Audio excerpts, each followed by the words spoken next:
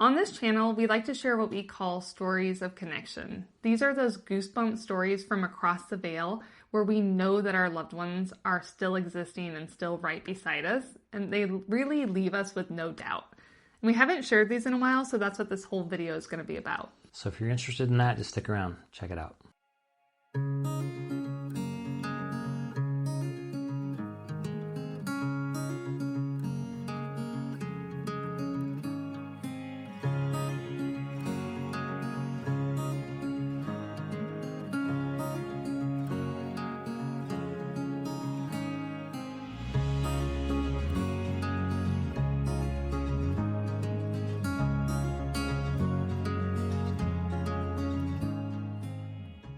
We're going to read these just like the people sent them in to us. If you have your own story of connection that you want to share, check out the description down below the video and you can submit your own. And we'll make sure and reach out to you if we share it. So this one came from Turna, and it says, I lost my 19-year-old son Nick in a motorcycle accident in August of 2024. A few weeks after he died, I was feeling like I needed to get away from everything and everyone. So my husband and I went to one of my favorite places, Edisto Beach, South Carolina. We had just been there the week prior to Nick's accident for our annual family vacation, where we spent at the beach watching the pelicans and enjoying the water. The pelicans fly over often, and every time they did, I would look up and yell, "Pelican," and Nick would yell, "Pelican not," and we would laugh and go back to whatever we had been doing. After he died, I just wanted to go back there for a couple of days and reminisce. We went out to the beach shortly after we arrived, as it was a warm August day, and we're just sitting in our chairs watching the waves when I saw a large pelican land about 50 feet in front of me, right at the water's edge. I started taking pictures of it because it was very odd to see one land on the beach alone. It took a few steps, then turned and looked directly at me. I continued taking pictures of this odd bird when it started up the beach right towards me. I dropped the phone as it got close and told my husband that I hoped he was taking pictures now because it came closer and closer. I held out my hand and assured the pelican that he could come closer if he wished. He did. He, I'm assuming it was a he, as I really don't know, walked right up to me and placed his large beak on the side of my hand. He then took another couple of steps and touched his beak to the other side of my hand. I was astounded. He stopped and just stood there for a few seconds, then opened his mouth, literally all the way, like he wanted to say something but couldn't, and I silently prayed that he wasn't planning to bite me. He then closed his mouth, turned back toward the water, took a few steps, then flew away. The people around us were all in awe, and I just buried my face and cried. I knew Nick had sent that pelican to me to let me know he was all right. Mm-hmm. That's really cool. Yeah, it's awesome. Thank you for sharing that. And all the pictures that went with it, we'll include that for anybody that's watching this video. There's beautiful pictures of Turna and the pelican, and I believe of your son Nick. So thank you for sending those. Yeah, it's a great story. This one was sent in by Jenny, and it says, my father passed away suddenly, and my sister and I had to travel to Kauai to handle his final arrangements. We hadn't been back to the island since we were 5 and 9 years old. We felt all the things of nostalgia, but we also could really feel our dad there with us. The day we picked up his ashes, we were out driving trying to find the beach where he would take us surfing. We had no idea where we were, and all of a sudden his favorite song came on the radio. I looked ahead, and there was a sign hidden behind a tree directing us to the spot we were looking for. From that day to this one, when we are all feeling like we need him or miss him, that song plays. My sister suddenly passed. That song came on so often. It became noticeable to just about everyone. And you could just feel them telling me they were okay and together. Mm. So, I mean, yeah, it's just like things like that. It's like, you know. We call these goosebump stories for a reason. I've got them all over. Yeah, like, because I can relate to this one a lot because music and songs have been big for me with Kenadie. So there's been a lot of those.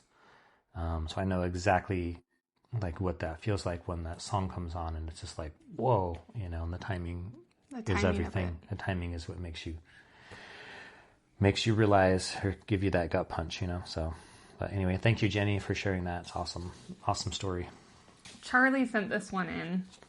My mom passed away in February of 2025, somewhat suddenly. My mom was my best friend, my confidant, my cheerleader, and everything I did in life. I knew when she passed that I wanted to get a tattoo of her writing done as a permanent marker of her love. When her sister, my aunt/godmother, passed in 2016 suddenly, my mom started saying, "I love you more" to anyone who held a special place in her heart. So that's what I wanted to get. My 2 daughters decided to get her XOXO tattooed as their memory of her. The day of the appointment comes, which was in March, and I picked up my older daughter from her dad's and was driving to pick up my youngest daughter from school. Yes, to play hooky for a tattoo, LOL. And as we headed to pick her up, a single bubble floated across the hood of my car out of nowhere. I was the one who saw it. Keep in mind, it's March in Ontario, Canada, so it's not warm outside at all. But my mom loved bubbles, so she told me in her own way that she knew what we were going to do. Thank you, Mom. I love you. More. That's great. That's sweet. It's a good one. Thank you. It's a great reason to play hooky from school, I think. Yeah. Totally. For sure. Okay, this one was sent to us by Kara. I think it's Kara. It could be Kara. Might be Kara. And it says, just wanted to share my story. My husband passed away August 20th, 2025. He was my everything, especially since we had just moved from New York to Georgia 10 months before, and we were all we had here at this point. A couple acquaintances from work, but other than that, just each other, and that had brought us so much closer. So losing him was devastating to me. I was now alone in the mountains in a brand new state. I spent a lot of time on our porch just staring at these mountains, begging him for a sign that I wasn't alone and that he was okay. I have always been a faithful person, and he was iffy on that, so I was very worried about what his transition was like. About 5 months later, I was very mad one evening because I was reading people's stories of being visited in dreams, and though I used to dream about him constantly when he was alive, I hadn't had a single dream of him since his death. I abruptly put my phone down and went to bed crying, and I remember saying out loud, "Why haven't you visited me? Tell me you're okay." Now I need to preface this story by saying my husband was a neat freak, and I was not, and his biggest pet peeve was dishes in the sink. That night I had my first dream. It was brief. In the dream I walked in the door, and he was standing there. I asked him if he was mad at me, not sure why. He said no. I asked him if he still loved me, and he said always, and gave me a long, good hug. Then he stepped back and held me by my shoulders and looked at me straight in the eye with this little side smirk and said, "But we do need to talk about those dishes in the sink." LOL, guess what my first chore was that morning? So, yeah, it's like, That's the proof that she needed. Exactly. It's like that. Who else? That's him. Who else would it be? Right. And that little bit of humor made her feel good, too. It wasn't just a heavy experience of "I miss you" and whatever. So yeah, that's awesome. Yeah, that's beautiful. Yeah, great. Thank you for sharing. This one was sent in by Kimberly.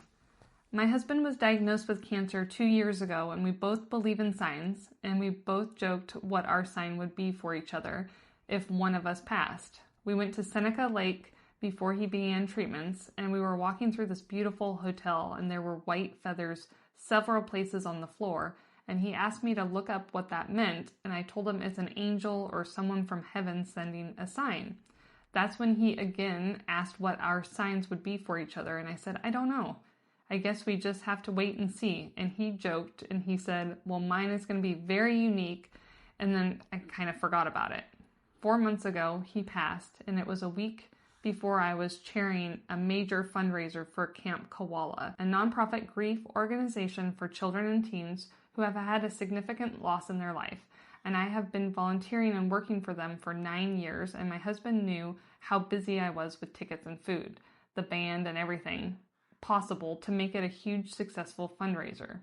I was on my laptop every single day, and he would make me take a break and spend some time with him even though he supported me 100% with everything that I did because he really loved the organization, because our granddaughter lost her father at age 35, and we've supported Camp Koala even before that. So that he was supporting her when he was still here, because she was doing that for 9 years. So her laptop is always in her hands upstairs, and her husband would be downstairs. That was the only place that he could sleep with his lack of mobility. The morning after he passed, I walked out in the kitchen. Windows were not open.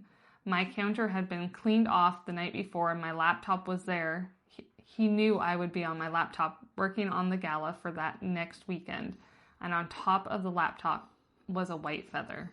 There was no way that feather could have gotten there without him putting it there in some way.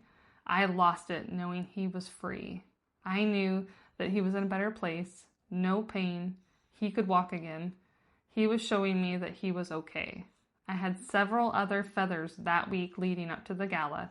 We postponed his celebration of life by 2 weeks so that I could do the gala, and felt like I was totally held in the arms of Jesus and supported by all of my friends to get through those 2 weeks.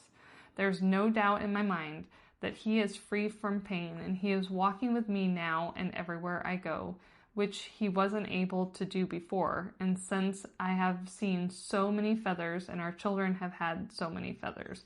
Our daughter was at a swim meet a couple weeks ago and was a timer for our granddaughter's team. And there were no trees around, and a feather came barreling down from the sky onto her clipboard. The other timers said, "What was that?" And she said, "It's my dad, here to watch my daughter swim. He was never able to do that in the last couple years due to his lack of mobility." That's just one example of the feathers. So many times the last 4 months, we have seen them in places you would never expect to see them. I totally believe in signs. I thank you for this opportunity to share. Thank you so much for your stories. So just another great story. It's a lot of similar things with stories, feathers and bubbles and balloons, and it's just like they can use anything. Yeah, they find a way. Yeah, something. Yeah. But the fact that he used the thing that he had asked her about, I mean, that's not a coincidence. So he just wanted to make sure that she was going to see it, she was going to accept it in her heart. And yeah, I think that's pretty special. Well, I think we hit our time. Yep. So we've got so many more stories. We are so appreciative of everybody that turns these in.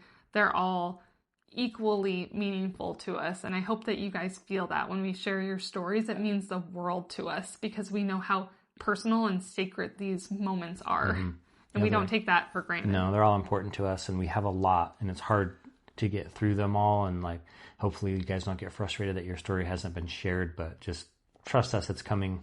We'll get through as many as we can, and they're all awesome. And so yeah, thanks for being here. Check out our website at 411official.com for more information on things that we're offering. The community has now launched, so if you want to live more connected and learn how to feel connected to your loved ones every single day, that's kind of the focus. That's what we're doing, so you can check it out if you'd like. Also find us on Instagram and Facebook. Just search for 411 and you can see our content over there. Yeah.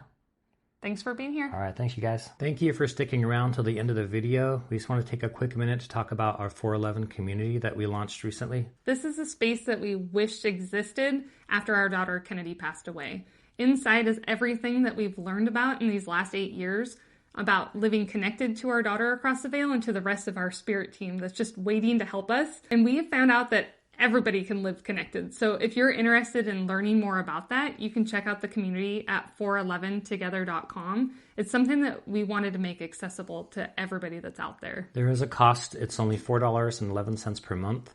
Just to keep that program rolling. If you guys want to check it out, we appreciate it so much, even if you just want to look into it. We think it's a really valuable tool. You can also follow all of our free content here on YouTube or on Instagram, Facebook, TikTok. We also have a free guide that we're offering that you can find down in the description with all the other links. Thanks so much for being here. We appreciate it more than you guys know. Yeah, we appreciate you guys a ton. We couldn't do this without you.